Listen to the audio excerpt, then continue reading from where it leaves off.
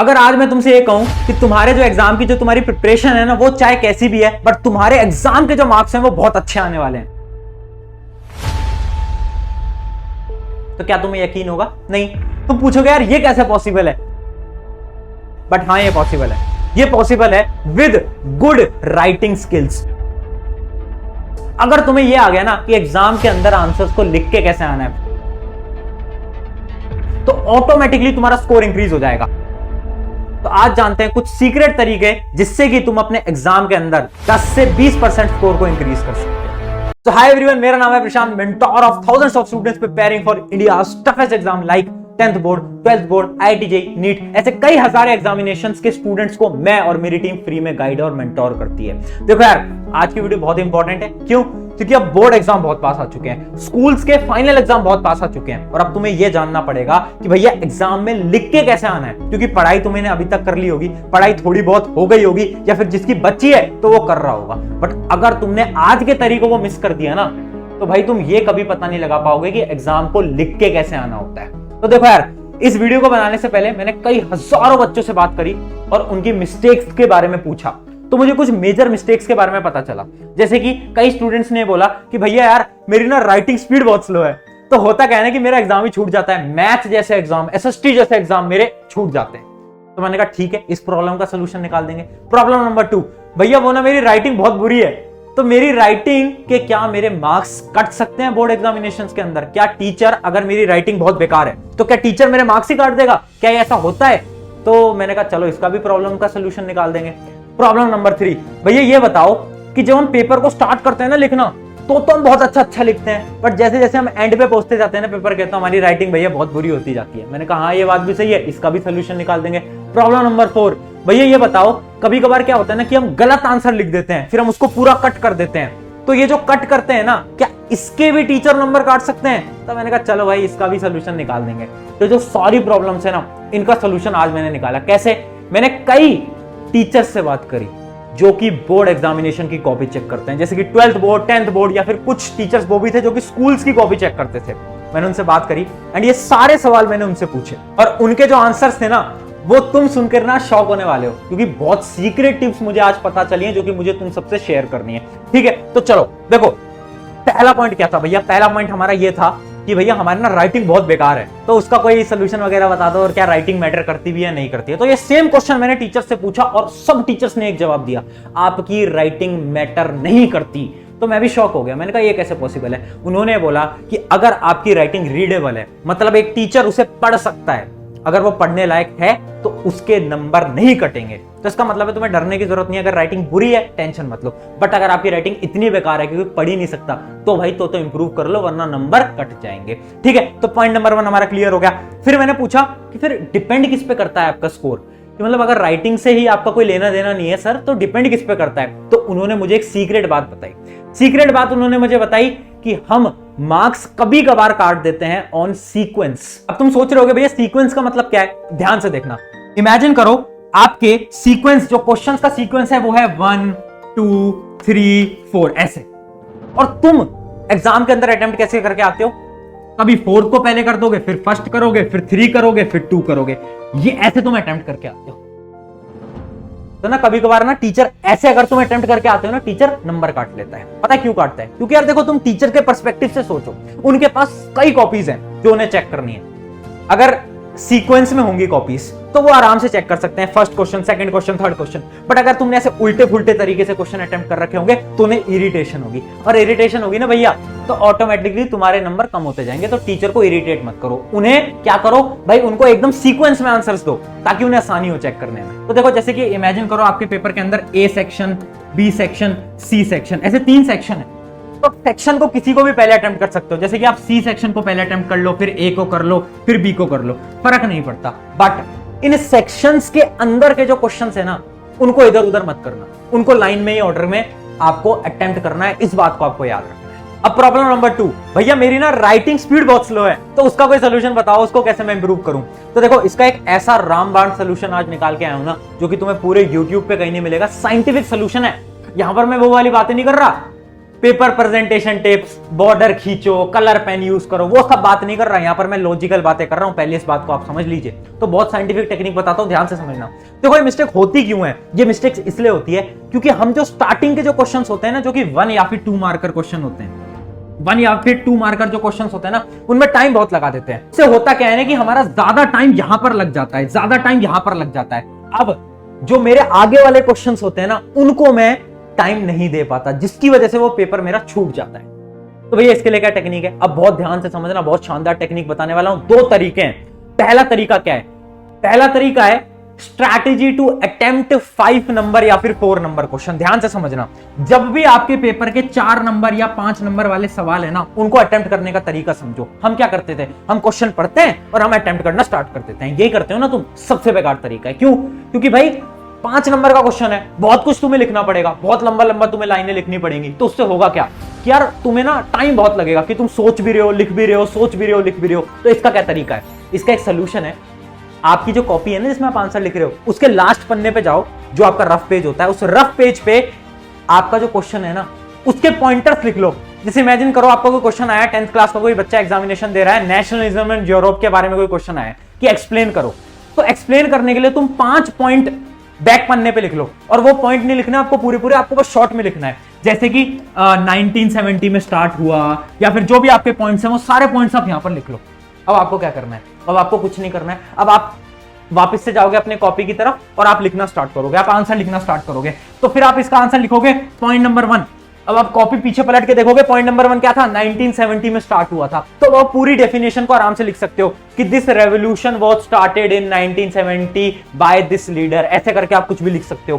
Point number 2 आपने देखा keyword क्या है पॉइंट नंबर 2 का, और डायरेक्टली फिर उससे आंसर लिख दिया। अब इससे क्या हुआ? हमें सोचने की जरूरत नहीं पड़ी। वरना बहुत बार क्या होता है ना, हम सोचते हैं आंसर लिखते हैं, सोचते हैं आंसर लिखते हैं, और हमारा आंसर अगर कहीं पर भी हमें ऐसा लगता है ना कि आंसर हमारा गलत हो रहा है, तो पूरा आंसर काटा, वापस से लिखा, और इससे हमारा टाइम वेस्ट होता है। तो मुझे क्या करना है? पहले ही केवल 2 मिनट दो, और 2 मिनट के अंदर 5 पॉइंट सोच लो, 4 या 5 पॉइंट सोच लो, और उनको बैक में लिख दो, और इन पॉइंट से अब आंसर लिख दो। बहुत टाइम बचेगा, बहुत टाइम बचेगा। तो याद रखना, ये बहुत शानदार टेक्निक है जो आपको कोई नहीं बताने वाला, कहीं पर भी आपको नहीं मिलेगी। ये है सबसे बेस्ट तरीका 4 या फिर 5 नंबर वाले जो सवाल होते हैं उनको अटेम्प्ट करने का। इससे आपका टाइम बचेगा। अब इमेजिन करो एक ऐसा बच्चा है जो कि ना बहुत ही स्लो है, लिखने में बहुत ही स्लो है, उसका फिर भी टाइम नहीं बच पाया। उसके लिए क्या? अब इमेजिन करो आपके पेपर के लिए बचे हैं 10 मिनट, 10 मिनट, और आपके ना 2 क्वेश्चंस बचे हैं। 2 क्वेश्चंस आपके पूरे के पूरे बचे हैं 5 नंबर वाले, बड़े बड़े क्वेश्चंस। तो अब आप क्या करोगे? बहुत सारे बच्चे क्या करेंगे कि एक क्वेश्चन अटेम्प्ट करेंगे, दूसरे को छोड़ देंगे। यही करोगे ना? ये मूर्खता है। अब सुनो क्या तरीका है। हमें स्मार्ट वर्क करना है, हमें स्मार्ट वर्क, हमें दिमाग लगाना है। देखो, जब भी आपके पास टाइम कम है और क्वेश्चन ज्यादा है, तो हम स्मार्ट वर्क करेंगे। स्मार्ट वर्क क्या होता है? उसके आंसर को चार्ट फॉर्म में लिख दो। इसको मैं बोलता हूं चार्ट मेथड। देखो, चार्ट मेथड का एक लाइव एग्जांपल दिखाता हूं। ये रहा एक लाइव एग्जांपल। ये एक यूपीएससी के टॉपर की शीट है ना। इस आंसर को आप इमेजिन मत करो, ये तो मैं एज अ सैंपल ले आया हूं। जैसे इमेजिन करो कोई भी आपका टॉपिक है जिसके ऊपर आपको एक्सप्लेन करना है, जिसके ऊपर आपको आंसर लिखना है। या इमेजिन कर लेते हैं एक्सप्लेन हेरिडिटी एंड एवोल्यूशन, उसके बारे में एक शॉर्ट नोट्स लिखो। तो अब आप क्या करोगे? शॉर्ट नोट्स लिखने में बहुत टाइम लगेगा, तो बेस्ट तरीका क्या है? चार्ट बना लो और चार्ट को छोड़ दो। कैसे? मैंने ऊपर हेडिंग डाली हेरिडिटी एंड एवोल्यूशन, और उसके ऐसे चार्ट बना लिए, और उसके 4-5 पॉइंट यहां पर लिख दिए। उससे क्या होगा? देखो, फुल मार्क्स तो नहीं मिलेंगे, 5 में से 5 तो नहीं मिलेंगे, बट 5 में से 4 मिल जाएंगे। तो बेस्ट तरीका क्या है टाइम बचाने का? कि भैया जब भी हमारे पास टाइम कम है आंसर लिखने के लिए, हम क्या करेंगे? हम चार्ट फॉर्म से रिप्रेजेंट करेंगे, हम स्मार्ट वर्क करेंगे। ये चार्ट स्ट्रेटेजी बहुत ज्यादा इंपॉर्टेंट है। जब भी कम टाइम हो, हेडिंग लिखो और फिर उसके 4-5 पॉइंटर्स ऐसे लिख दो। इससे क्या होगा? टाइम भी बच गया और नंबर भी मिल गए। तो ऐसा नहीं हुआ ना कि आपका एग्जाम छूट गया, आपका क्वेश्चन छूट गया। तो बेस्ट तरीका है, इसको ट्राई करना बहुत ज्यादा इंपॉर्टेंट है। अगली स्ट्रेटेजी मेरी पर्सनल स्ट्रेटेजी है, जो कि मैं अपने एग्जाम्स में यूज किया करता था। देखो, बहुत सारे आंसर होते हैं जो कि पॉइंट बेस्ड आंसर होते हैं। जैसे इमेजिन करो एक 4 मार्कर क्वेश्चन है, 4 मार्क्स का क्वेश्चन है, तो 99% बच्चे पता है क्या सोचते हैं कि इसके अंदर मैं 4 पॉइंट्स लिख दूंगा, है ना। यही सोचते हो ना आप कि 4 पॉइंट्स लिख दूंगा, उन 4 पॉइंट से मेरा आंसर बन जाएगा। यही करते हो, है ना। ये सबसे बेकार तरीका है। पता है क्यों? क्योंकि उन 4 पॉइंट में से शायद एक पॉइंट आपका करेक्ट ना हो सकता है ना, ऐसा पॉसिबल तो है। तो हमेशा याद रखना, जब भी आप पॉइंट आंसर को लिख रहे हो, जैसे कि 4 पॉइंटर, 5 पॉइंटर, 6 पॉइंटर, तो जितने मार्क्स का वो क्वेश्चन है उससे 1 पॉइंट एक्स्ट्रा लिखो। मतलब अगर वो 4 मार्कर का क्वेश्चन है तो 5 पॉइंट लिखो, अगर वो 5 मार्कर का क्वेश्चन है तो 6 पॉइंट्स लिखो। उससे क्या होगा, अगर आपका एक पॉइंट गलत भी हो गया तो भी नंबर कहीं नहीं कटेंगे। तो याद रखना, एक पॉइंट एक्स्ट्रा लिखो। ये बहुत डीप स्ट्रैटेजी है जो कि मैं अपने टाइम पे यूज किया करता था, एंड ये 100% सक्सेसफुल स्ट्रैटेजी है। तो ये तो थी हमारी सारी स्ट्रैटेजीज। अब बात करते हैं प्रेजेंटेशन टिप। अब देखो 5 मिनट के अंदर प्रेजेंटेशन टिप्स को जान लो, बहुत ज्यादा इंपॉर्टेंट है, क्योंकि प्रेजेंटेशन टिप्स आपको कोई नहीं बताएगा जो प्रेजेंटेशन टिप्स आज मैं आपको बताने वाला हूं। ध्यान से समझना प्रेजेंटेशन टिप्स क्या है, क्योंकि हमें ना हमारे एग्जाम पेपर को अच्छी तरीके से डेकोरेट भी तो करना है। मतलब मैं वो नहीं कह रहा फूल पत्तियां बना दो, कलर कर दो, नहीं। डेकोरेशन से मेरा क्या मतलब है देखना। पॉइंट नंबर 1 क्या है, डोंट यूज शॉर्ट फॉर्म्स। अरे भैया हम ना मॉडर्न जमाने में, हम इंस्टाग्राम के जमाने में हमें आदत हो रखी है क्या, बिटवीन को BTW लिखने की, है ना। व्हाट यू डूइंग को बच्चे लिखते हैं, क्या लिखते हैं, WYD। याद है ना वो सारी शॉर्ट फॉर्म्स जो कि तुम इंस्टाग्राम फेसबुक पे लिखते हो। वो कोई भी शॉर्ट फॉर्म यहां गलती से यूज मत कर देना, वरना एग्जामिनर तुम्हें शॉर्ट फॉर्म के नंबर दे देगा बेटा, माइनस कर देगा नंबर। तो शॉर्ट फॉर्म यूज ना करें। पॉइंट नंबर 2, क्या कटिंग अलाउड है भैया। कभी कभार क्या होता है हम कट कर देते हैं आंसर को, क्या कटिंग अलाउड है, हाँ कटिंग अलाउड है, बट याद रखना आप सिंगल कट करो। जैसे कि इमेजिन करो मैंने अपना नाम लिखा, वो गलती से मैंने गलत लिख दिया, ठीक है, तो मैं क्या करूंगा, एक सिंगल कट करूंगा, बस ऐसे एक सिंगल कट करूंगा मैं। और ट्राई करना वो पेंसिल से कटो तो और अच्छा लगता है, दिखने में अच्छा लगता है, ठीक है। पॉइंट नंबर 3 देखते हैं, अंडरलाइन दी की पॉइंट्स। ये बहुत इंपॉर्टेंट है, ये स्ट्रेटेजी आपने बहुत बार सुन भी रखी होगी। जैसे कि एक ना मैं आपको पेपर दिखाता हूं, एक एग्जांपल से दिखाता हूं। देखो एक पेपर मैं आपको दिखाता हूं, बहुत ही शानदार पेपर है। देखो एक स्टूडेंट का ये पेपर है। अब इस स्टूडेंट ने गलतियां क्या करी हैं वो आप बहुत ध्यान से देखना। इस स्टूडेंट ने क्या करा है ना कि आंसर्स के बीच में गैप नहीं छोड़ा है। जैसे कि देखो आंसर नंबर 8, आंसर नंबर 9, कोई गैप नहीं छोड़ा, तो टीचर को पता ही नहीं चल पाएगा, और टीचर शायद आपका कोई आंसर मिस भी कर दे और उससे आप ही का घाटा हो जाएगा ना मेरे भाई। तो हमें क्या करना है, हर एक आंसर के बीच में 2 लाइन का गैप छोड़ना है, 2 लाइन का गैप छोड़ना है। अब देखो पॉइंट नंबर 2 क्या था, अंडरलाइन कीवर्ड्स। देखो कीवर्ड्स को हमें अंडरलाइन करना होता है, जैसे कि इस बच्चे ने कीवर्ड को अंडरलाइन नहीं करा है। अब देखो हमें क्या करना है, जैसे कुछ भी लिखा हुआ है तो यहां पर मैंने अंडरलाइन कर दिया benefits of double circulation, underline कर दिया, इंपॉर्टेंट पार्ट है। यहां पर कर दिया डिफ्यूजन बहुत इंपॉर्टेंट पार्ट है। तो ऐसे जो इंपॉर्टेंट कीवर्ड्स होते हैं ना हर आंसर के, वो आप अंडरलाइन करो। किससे अंडरलाइन करोगे, पेंसिल से अंडरलाइन करो, बाकी किसी और से अंडरलाइन करने की जरूरत नहीं है। तो भैया एक आंसर के अंदर कितनी अंडरलाइन होनी चाहिए, एक आंसर के अंदर ज्यादा से ज्यादा 2 या 3 अंडरलाइन आपकी होनी चाहिए, वो भी इंपॉर्टेंट शब्द। क्योंकि क्या होता है ना, कभी कभार आपका जो एग्जामिनर है ना वो केवल इंपॉर्टेंट कीवर्ड्स को ढूंढ रहा होता है। तो जैसे ही उन्हें वो इंपॉर्टेंट कीवर्ड्स मिले तो उन्होंने उनको देखा और आपको फुल नंबर दिए और वो आगे बढ़ गए। तो याद रखना कीवर्ड्स को अंडरलाइन करना, केवल इंपॉर्टेंट कीवर्ड्स को, ठीक है। तो ये हमारी प्रेजेंटेशन स्ट्रेटेजी थी। अब एक लास्ट स्ट्रेटेजी के बारे में बात करता हूं जो कि है न्यूमेरिकल स्ट्रेटेजी। ध्यान से देखना, न्यूमेरिकल स्ट्रेटेजी। देखो बहुत सारे बच्चे हैं जो कि मैथ का एग्जाम दे रहे होंगे या फिर फिजिक्स जैसे न्यूमेरिकल एग्जाम्स दे रहे होंगे। तो हमें क्या करना है, याद रखना न्यूमेरिकल जितने भी बच्चे एग्जाम देते हैं वो यूनिट को मत भूल जाना, जैसे कि आंसर है आपका 10 सेंटीमीटर। तो भैया अगर तुम सेंटीमीटर लिखना भूल गए ना तो -½ हो जाएगा, यहां पर आधा नंबर कट जाएगा।